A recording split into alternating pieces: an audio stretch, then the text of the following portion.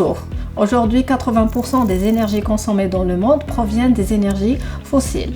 Charbon, pétrole, gaz. Ces énergies sont devenues plus chères, plus rares et polluent notre système ainsi que sont responsables des changements climatiques. Face à ce constat, le monde opère une transition vers les énergies renouvelables, le solaire, l'éolienne, l'hydroélectricité, la géométrie et la biomasse. Ces énergies renouvelables représentent près de 13 à 15% des énergies utilisées dans le monde et cela passera à 32% en 2050. À ce niveau, une question se pose, quelle place le Maroc se fera-t-il dans cette grande compétition internationale? Porté par une vision royale, le Maroc s'est montré pionnier en se lançant dès 2009 dans le développement des énergies renouvelables. 2016, une année clé où le Maroc s'est inscrit dans la carte de la planète verte.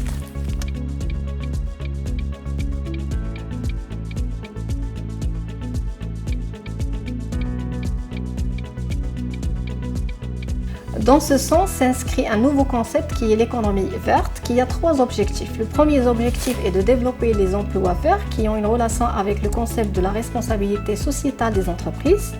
Deuxième objectif présenté par le changement de mode de production et de consommation. Et troisième objectif présenté par le changement des systèmes de valeur.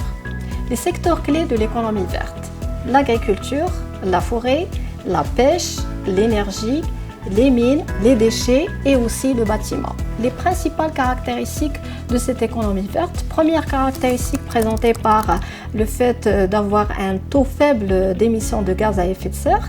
Deuxième objectif présenté ou caractéristique présentée par l'utilisation rationnelle des ressources naturelles. Et troisième objectif présenté par l'inclusion sociale. Qui dit efficacité énergétique dit économie verte à travers le recyclage, l'optimisation des énergies et aussi la production d'énergie.